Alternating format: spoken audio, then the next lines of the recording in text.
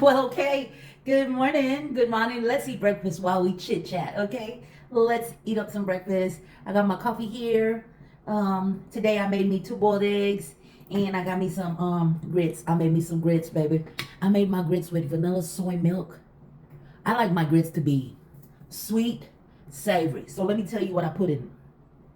I put garlic powder, salt, sugar, black pepper, butter, and then cheese. I added some cheese. And today, like I was saying, I used vanilla soy milk. Oh man, so good. Oh, and I put my Tillamook cheese on top. Hey, Tillamook, holla at your girl. Holla at your girl. I love me some cheese, but sometimes I don't know how people be saying cheese be backing them up and stuff, baby. It don't back me up, it push me forward to the red room. You know what I'm saying? Yes, it does. After I had my weight loss surgery, my stomach just acts really, really different. I get it. I get it. You know, it's rerouted. You know, it goes all different directions. I never know what direction it's gonna go. So with what I eat, like for instance, this right here, when I eat breakfast in the morning, it does something crazy to my stomach. But I've realized that when I drink my coffee in the morning, be it hot or cold, like for some reason the coffee doesn't make my tummy hurt that bad.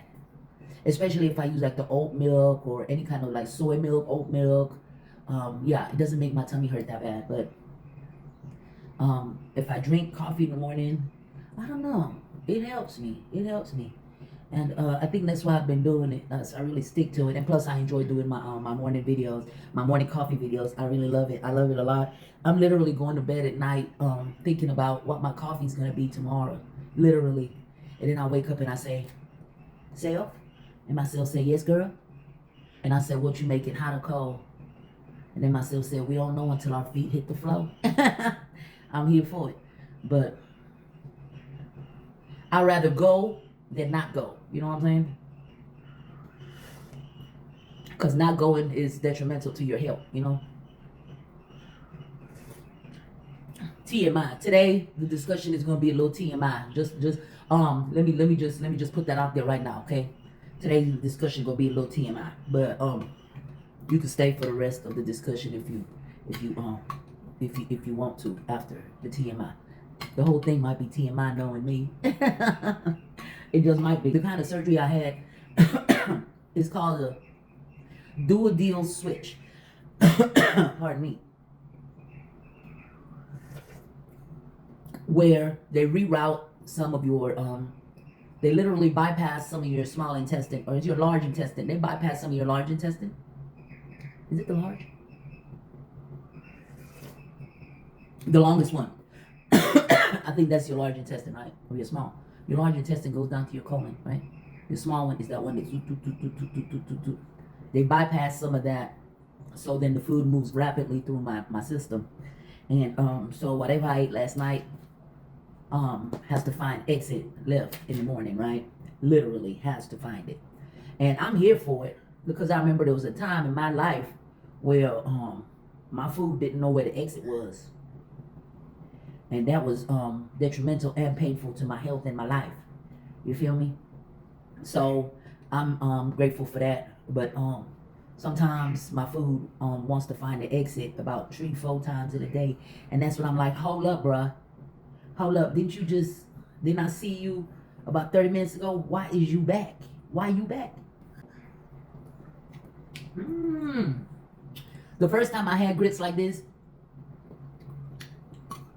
I don't know what the lady made it with, but we lived in this neighborhood where was some duplexes, right? We lived in some duplexes. And you know the duplexes where they're side by side, side by side. I remember she lived across the little street. We was here, she was across the street. And she made that grits. It was like 2 in the morning. I said, well, I'll be darned. People actually be up making breakfast 2 in the morning, huh? She must have been feeling some type of way. That ain't my business.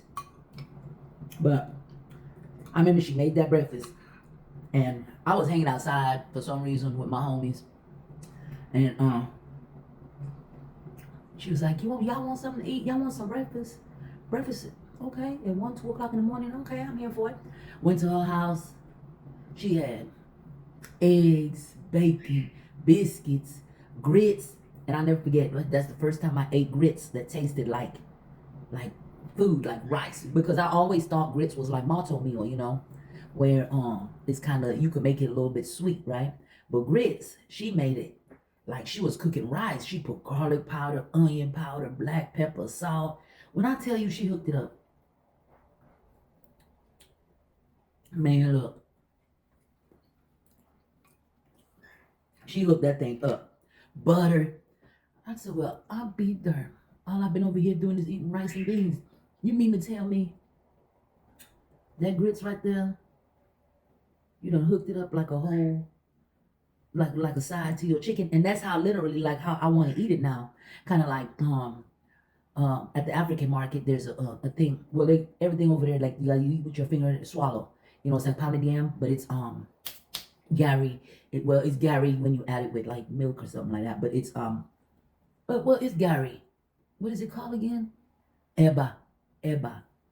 Yeah, when you make it like a pounded yam, oh, I love that thing. It's like fermented. It's like sour, like cassava that they turn. It looks like grits, like, but it's kind of, sometimes you get it yellow, sometimes you get it white, but that's how you can make your grits. You can actually make your grits not as like a breakfast food, but as a side. Like you could make your chicken, stew your chicken up real good, put your grits on the side, and eat it with your fingers, not necessarily with a spoon. Make it thick enough where you can eat it like almost like rice. Delicious. Delicious. I usually be eating mine the way how I eat mine. I make my eggs spicy. Bell pepper, onions, tomatoes, and some a little bit of oil. Bam, put it right on the top. Oh, when I tell you so good eating, I'm gonna have to show y'all one day. Delicious. But that's the first time I ever had sweet grits. Because growing up, my mama, she didn't buy grits. She bought malto meal. On occasionally, because honestly, to be honest with you, we grew up eating cornflakes. I'm not talking about Raisin Bran. I'm not talking about Fruity Pebbles. I'm talking about corn that's been flaked. Literally cornflakes, okay? And it was delicious to us because, breakfast for us in the community, in my country where we grew up, it wasn't cereal. Well, I left when I was 9. The word on the street is I shouldn't remember nothing because I was a baby when I came to America. Oh, I remember. You just try to take away my memory.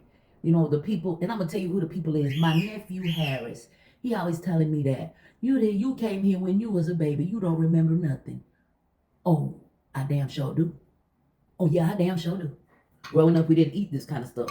We woke up to some fresh bread, some Johnny cake, some fried cake, some tortilla, some leftover beans, some something like that, something real light. Sometimes porridge, in the morning.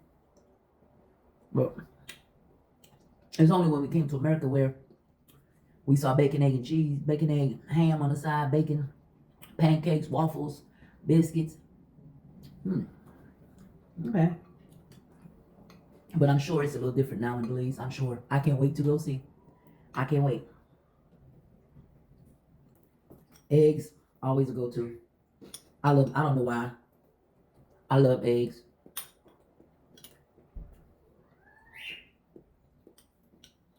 I love me some eggs. They're so delicious.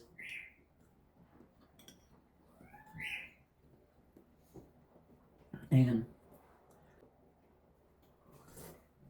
it was like wake up in time, get dressed, maybe eat a little something, and head out the door. Not no, let's sit around the table and have breakfast. Let's have some coffee and let's have some this and that and that and that. Yep.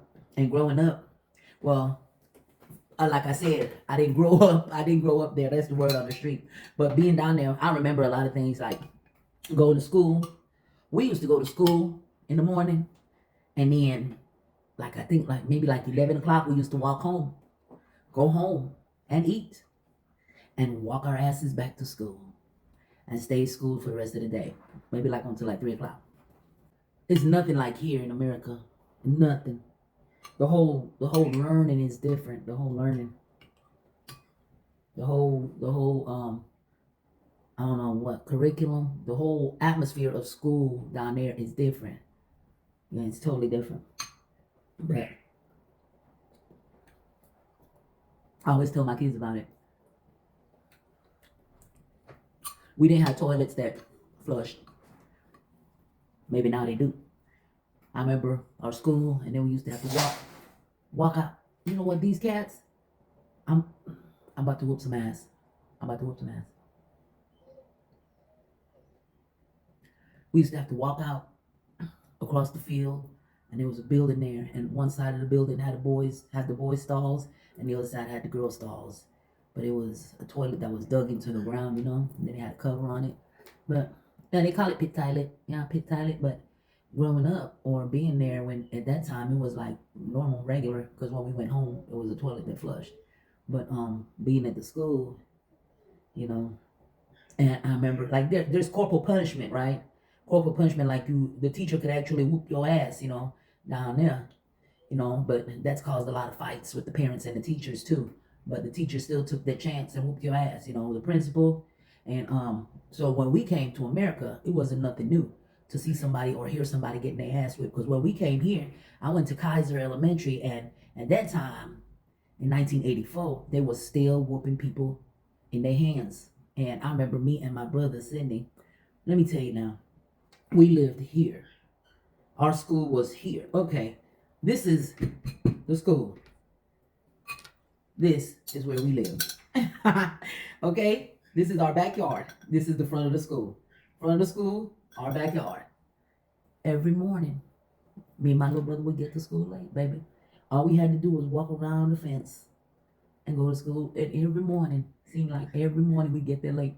And I think like after three tardies, after three tardies or whatever, you get a spanking in your hand. In your hand. And this was 1980 in America. Okay? In America. Believe that. And I remember after a while, after us being there, maybe about 2 or 3 years, they stopped the whooping in the hand. I remember we would get there and they would take us in that room in the principal's office, and like not a phase on her face, not a worry, problem on her face. You just stick your hand out and you take your whooping, and I'm just like, back in the day, baby, back in the 80s compared to now, baby, it'd be like Mike Tyson and Holyfield. Any teacher put their hands on your children up in the school. But in a small way, it was a little tiny benefit. It kind of like kept a little bit of order, but at the same time, it was downright literal corporal punishment. And it was like, okay. At that time, it was regular, I guess. But I don't think my parents ever realized that we were getting spanked in the hand, me and my brother Sydney, by the principal. I don't. But I think after a while that became a serious problem with teachers going overboard. Because I feel like it was better to do away with that corporal punishment, because some of these teachers and principals and some of the authority at school, they bring their problems to work with them, right? So now you done argued all night with your husband. So you come to school and you pissed off at Lil Pete. What Lil Pete do? Oh, okay, he turned around and you told him not to, so you whooping ass. So you taking out all your anger. The principals, all of them, everybody that was into that corporal punishment. I couldn't be that person. I couldn't have been that person, because I'm a crier, and I can't see nobody cry, because I'm gonna cry too. I can't. That's why I stopped spanking my kids, because I know that I'm pretty much their boss. Ooh, ooh, ooh. So now I'm pushing my limits. I'm pushing my boss lady hood, right? I'm pushing it when I'm spanking them, and it never solved anything, because my daughter, she never really got spanked. Maybe a couple times, but just I spanked them with my words for the most part. I don't have to hit them. But my son, the last time I spanked him, he was 6 years old, and after I spanked him, I cried. He cried, and I was just, because it was something real, real scary that he did, and I was just like, okay.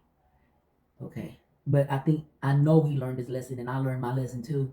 That no matter how much I'm angry and I'm upset at whatever they did, me whooping them is not gonna change that fact that it's already done, and they probably will do it again. And then what am I gonna do? I'm gonna be a fool over here swinging the belt like an idiot, right? So I don't. I'm here for disciplining children, but I'm not here for corporal punishment, right? I'm not here to damage you physically. Now, I'll say some words to you, and I'll let you understand where I'm coming from as your mama. I'm not gonna be mean to you. I'm not gonna disrespect you, but at the end, you're gonna realize what I'm saying to you. You're gonna feel what I'm saying to you. I don't have to use the belt and the broom and the extension cord and all of that. I don't remember my mama doing all of that, but I'm not my mama either. So, but these kids nowadays, it seemed like, in a way, it made me want to say, it's time to go back to that ass whooping. It's time to go back to these kids getting their asses whooped. It's time to go back because some of them are just out of control. Out of control. And you know what? It all goes back to the parents. I blame the parents. You know, I blame the parents.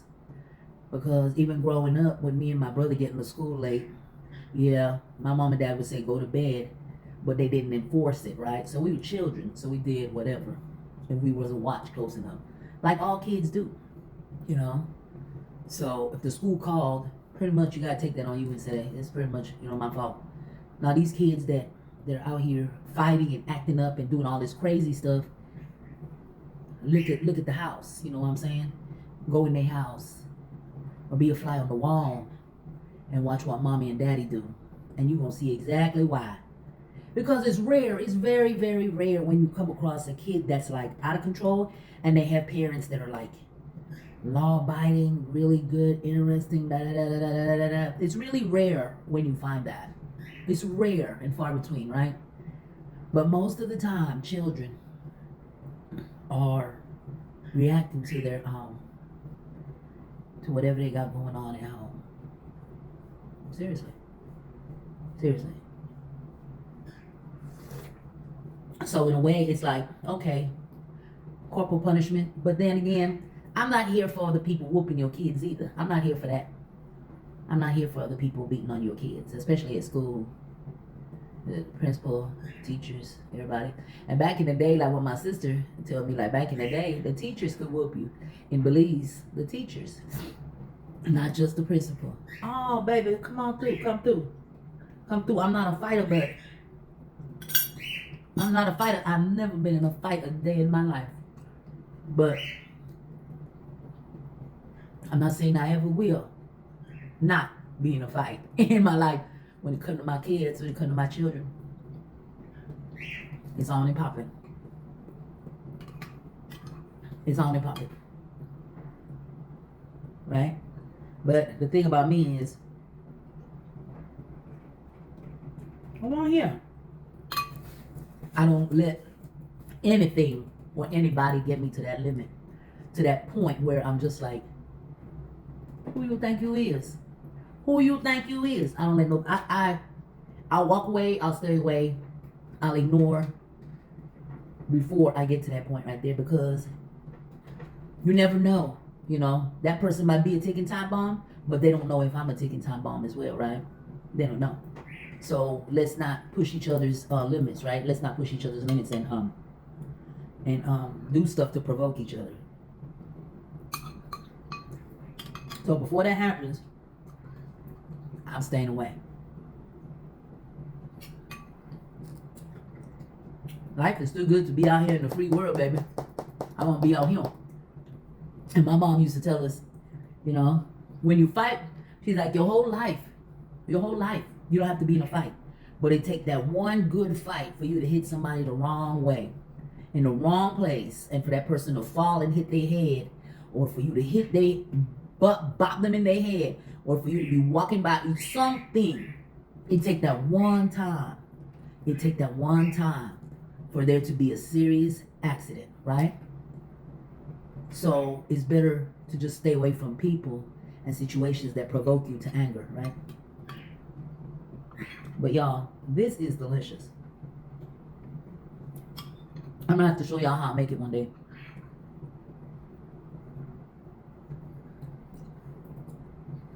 This is perfect. This is exactly how I like my grits. A little bit runny, not too thick. When it's too thick, I feel like I need some stewed chicken. I need some shrimp. They're too thick. I need something on it. Right, it is perfect. Perfect for my tummy. I love it. Delicious. Know that if you ever feel like you crazy and you want to cause problems with somebody else, or you want to cause problems, you want to fight, you want to do something stupid to somebody, to anybody, just know that there's somebody else right behind you that's even crazier, baby. Crazier. All right? You're not the craziest one. There's always somebody crazier than you. All right? All right. I'm going to finish eating my breakfast and y'all have a beautiful, beautiful soul. All right? I love y'all. I'll talk to y'all later.